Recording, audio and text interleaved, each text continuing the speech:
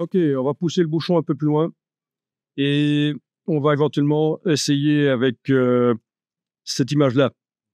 Rockwall Texture.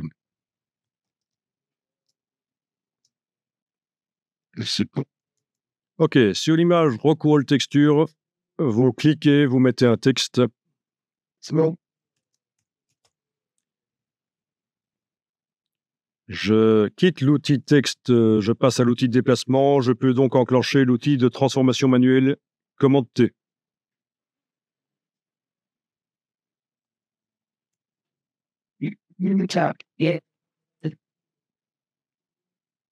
Je reviens avec l'outil de texte et je vais changer la police de caractère.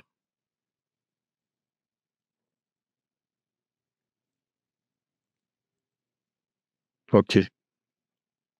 Il vaut mieux faire avec une police bien épaisse pour ce qu'on va faire ici.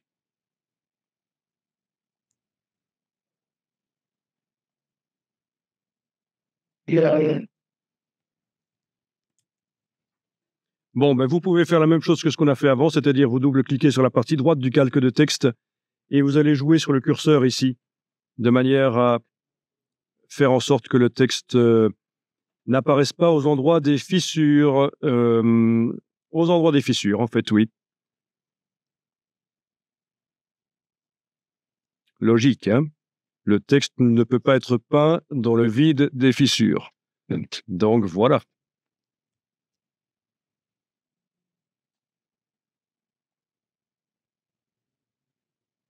C'est donc double-cliquer sur la partie droite du calque et dans les options de fusion, j'ai déplacé le curseur ici pour indiquer que le calque d'en dessous, les pierres, rendent invisible le texte aux endroits où elles sont le plus foncées. Avec la touche Alt, j'ai séparé en deux le curseur pour que ce soit quand même un peu propre comme résultat.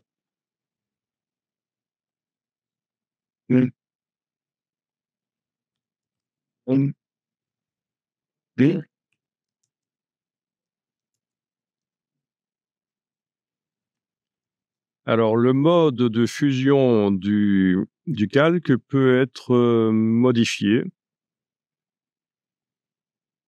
Vous testez différents modes de fusion à la place de normal. On pourrait aussi tester normal en diminuant l'opacité. Voilà, c'est pas mal ça.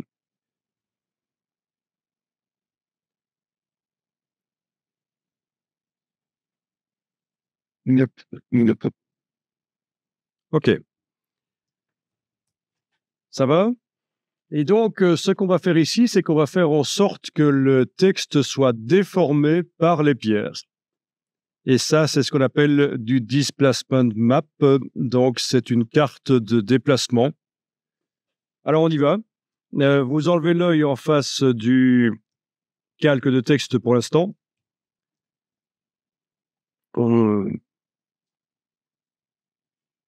Donc, ce qu'on va même faire, c'est qu'on va dupliquer l'image, en fait. On va faire image dupliquée. Image dupliquée, donc ça vous fait une image qui va s'appeler Rockwall Texture 01 copy. Dans mon cas, j'avais mis un 01. OK. Donc, je travaille sur la version dupliquée de l'image. Ça veut dire que dans Photoshop, j'ai fait une copie du fichier. Dans le bas du menu fenêtre, vous avez maintenant le premier fichier sur lequel vous étiez en train de travailler. Et puis maintenant, on travaille sur la copie. Donc, c'est menu image dupliquée. OK. J'enlève l'œil en face du texte ici. Je vais aller dans la palette des couches, repérer dans quelle couche les pierres sont le plus en relief. Quelle est la couche qui va me servir pour faire le déplacement du texte?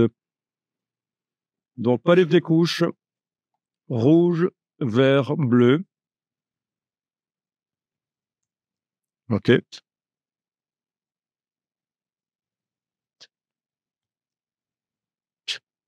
Bon, bah, je vais essayer avec la rouge. En ayant la couche rouge qui est restée comme ça activée, je vais passer en mode niveau de gris. Donc, je vous rappelle que vous êtes en train de travailler sur le duplicata de l'image. Vous avez fait image dupliquée. Vous avez enlevé l'œil en face du calque du texte, on ne le voit plus. Et vous avez cliqué sur une des couches de la palette des couches, celle qui va vous servir de référence pour le déplacement du texte. Vous faites image mode niveau de gris. image mode niveau de gris. Ça vous demande si vous voulez fusionner les calques visibles et supprimer les calques masqués. Ouais. Ça vous demande si vous voulez supprimer les autres couches, la vert et la bleue qui ne sont pas activées. OK. Et vous obtenez donc une image grise sans calque. Le calque de texte a disparu. Et sans les couches vertes et bleues, on n'a qu'une seule couche, c'est la rouge.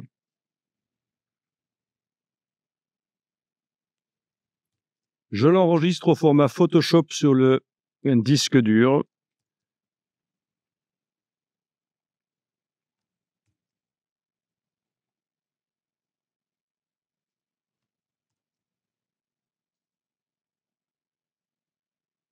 OK. Je vais indiquer que c'est donc pour le déplacement du texte. Donc format PSD, format Photoshop. OK, je peux la fermer. Je reviens donc sur mon image ici. Et je vais appliquer sur ce texte un filtre de déplacement. Et là, c'est en allant dans menu filtre, déformation, dispersion. Filtre, déformation, dispersion. Donc sur le calque de texte qui est actuellement activé.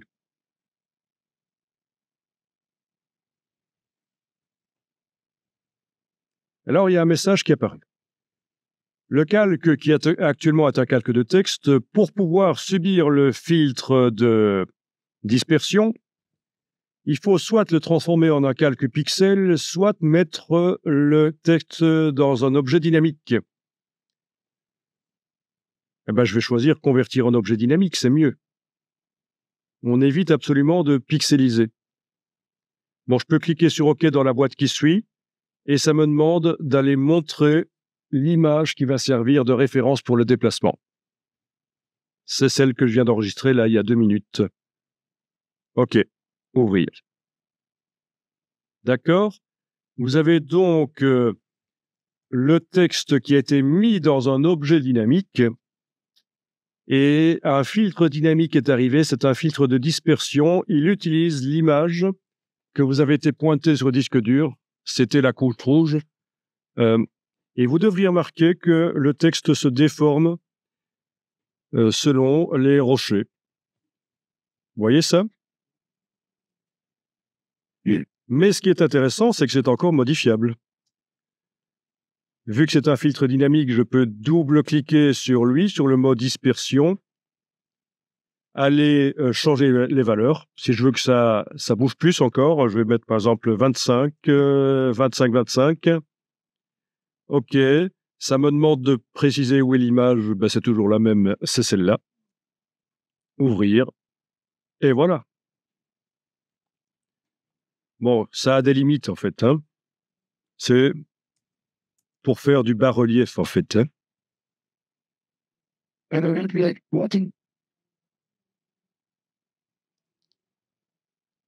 Voilà.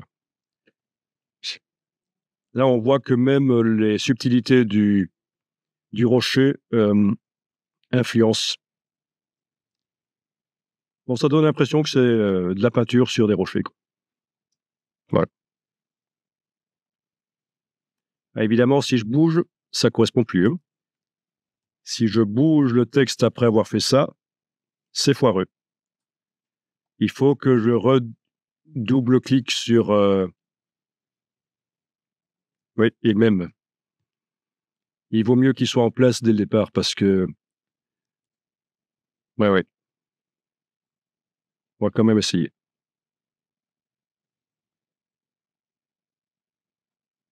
Non, ça marche quand même. Donc, après avoir déplacé le texte, vous devez double-cliquer à nouveau sur le filtre dispersion et aller rechercher une image qui sert de map, de carte de déplacement. Et voilà. Ça marche quand même. Sauf que, non, il y a un truc qui marche pas, c'est le mode de fusion. Oui.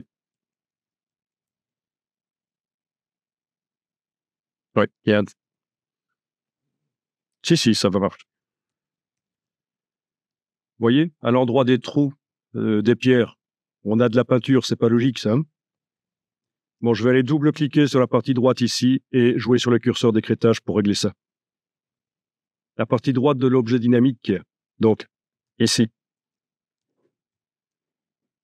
Et dans les styles de calque, je vais aller rendre la peinture invisible à l'endroit des fissures, comme j'avais fait tout à l'heure.